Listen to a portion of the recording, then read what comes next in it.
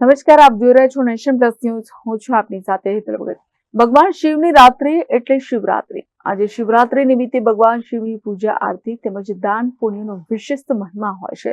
ત્યારે સમગ્ર ઉત્તર ગુજરાતમાં 51 ફૂટની ભગવાન શિવની પ્રતિમા હોય તેવું કંટાળેશ્વર મહાદેવનું ધામ બેરણા ખાતે આવેલું છે, જ્યાં 400 કિલો ઘી તેમજ 125 કિલો કપાસની દિવેટથી સમગ્ર વિસ્તારમાં આસ્થાની ઉજવણી થાય છે. સાથે સાથે મહાશિવરાત્રીના દિવસે દેશ વિદેશના ભક્તો ભગવાન શિવ અને વિશ્વ જ્યોતના દર્શનનો લાભો લઈ ધન્યતા અનુભવતા હોય છે.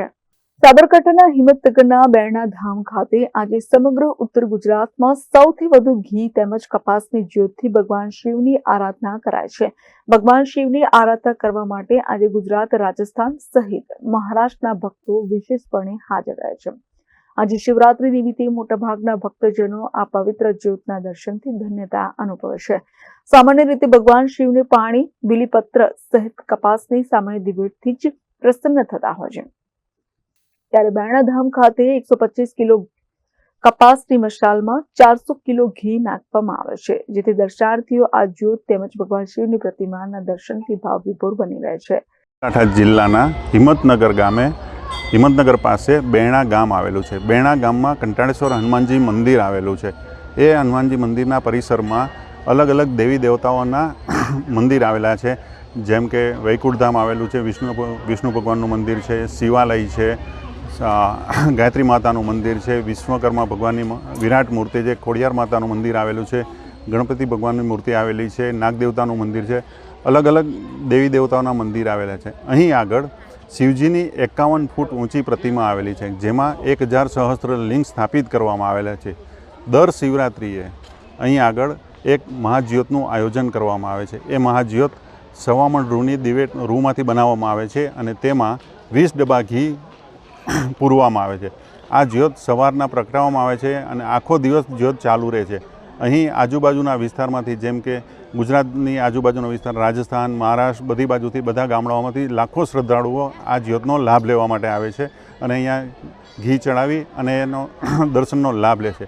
આ જ્યોત પ્રગટાવવા પાછળનો આશય વિશ્વની અંદર શાંતિ સ્થપાય, વિશ્વનું કલ્યાણ થાય, એ માટે કરવામાં આવે છે. મહાશિવરાત્રિનું પર્વ છે અને આજે અહીંયા કંટાળેશ્વર હનુમાન દાદાનું મંદિર, બેરણા ગામ, અને અહીંયા જ્યારે રૂની દિવેટ અહીંયા થાય છે અને ખૂબ અહીંયા શાંતિ લાગે છે. આપણે આવીએ છીએ ત્યારે અહીંયા જ્યોત પ્રગટાવવામાં આવે છે અને અહીંની જે અનુભૂતિ છે એ તો અવલૌકિક છે. અહીંયા હનુમાન દાદાનું મંદિર છે, એ પણ બહુ જ અહીંયા લોકોના કાર્ય કરે છે.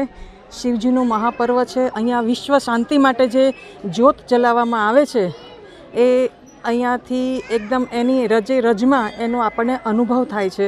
અહીંયા આપોઆપ આજે પણ જ્યોત પ્રગટી ગઈ છે અને કોઈ અદ્ભુત શક્તિ જે છે એ કોઈ વાસ કરે છે અહીંયા, અને એ આવી અને આજે જ્યોત પ્રગટાવી ગઈ છે અને ખૂબ ખૂબ અહીંયા મેળો પણ ભરાય છે અને ખૂબ આનંદનો અનુભવ થાય છે. અહીંયા અમે આવીએ છીએ, લગભગ 35 વર્ષથી આવીએ છીએ.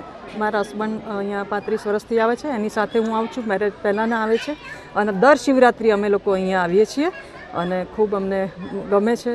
શ્રદ્ધાળુ ખૂબ આવે છે, વિશ્વાસથી આવે છે. જોકે આજે શિવરાત્રી નિમિત્તે મોટા ભાગના સ્થાનિકો સહિત આસપાસની મોટી સંખ્યામાં શ્રદ્ધાળુઓ હાજરી આપે છે, જે અંતર્ગત આજે દેશ વિદેશથી હજારોની સંખ્યામાં ભક્તો મહાશિવરાત્રીના પર્વમાં ભોળાનાથને રીઝવવા માટે આ પવિત્ર જ્યોતના દર્શનથી ધન્યતા અનુભવી રહ્યા છે. સાથોસાથ જગત કલ્યાણ માટે પ્રગટાવવામાં આવતી આ જ્યોત વિશ્વભરમાં વસુદેવ કુટુંબકમની ભાવના સાથે સાર્થક કરવા માટે પ્રગટાવવામાં આવે છે, જે આજના દિવસે વિશેષ બની રહે છે. એ મહાશિવરાત્રિનો મહાપર્વ છે. હું અમદાવાદથી આવું છું. બચપનથી જ અહીંયા આવું છું. આશ્રમમાં મોટી થઈ ગુરુજી સાથે. દર વર્ષે અહીંયા શિવરાત્રિની મહાજ્યોત પ્રગટાય છે વિશ્વ કલ્યાણ માટે અને ખૂબ હજારોની સંખ્યામાં લોકો આવે છે. અહીંયા મહાશિવરાત્રિનો મહામેળો ભરાય છે, જ્યાં લોકો એકદમ ખુશી ખુશી આવે છે. અને હું અત્યારે લંડન છું, પણ જેટલી વખત અહીંયા આવું છું એટલી વખત મને બહુ શાંતિ લાગે છે. એકદમ સરસ આભાસ થાય છે. દાદામાં કેવો વિશ્વાસ છે? બહુ વિશ્વાસ છે. એમના લીધે જેટલા કામ થયા છે બધા અહીંયાથી થયા છે, તો એ બહુ વિશ્વાસ છે. બેરણા ગામે વૈકુંઠધામ મહાલક્ષ્મી માતાજીની 51 ફૂટ ઊંચી પ્રતિમા સહિત કાલભૈરવ મંદિર, ગોગા મહારાજ મંદિર, ખોડિયાર માતાના મંદિર સહિતનું મંદિરો અહીંયા હોવાથી મોટી સંખ્યામાં ભક્તો અહીંયા આવતા હશે. આ જ્યોત જગતના કલ્યાણ માટે પ્રગટાવવામાં આવતી હોય છે. આ જ્યોતના દર્શનથી સૌ કોઈ કૃતજ્ઞતા અનુભવી રહ્યા છે. ત્યારે આજના દિવસે શરૂ કરાયેલી આ જ્યોત છેવાડાના વ્યક્તિના જીવનમાં કોઈ પણ વ્યક્તિ માટે આસ્થાનો ઉદય કરી શકે તેમ છે. Jitendra Solanki, nation plus news, Sabarkantha. સમાચારોના સતત અપડેટ મેળવવા માટે અમારી નેશન પ્લસ ન્યૂઝની યુટ્યુબ ચેનલને સબસ્ક્રાઇબ કરો, બેલ આઇકન દબાવો અને જોડાયેલા રહો ફેસબુક, ઇન્સ્ટાગ્રામ અને ટ્વિટર પર.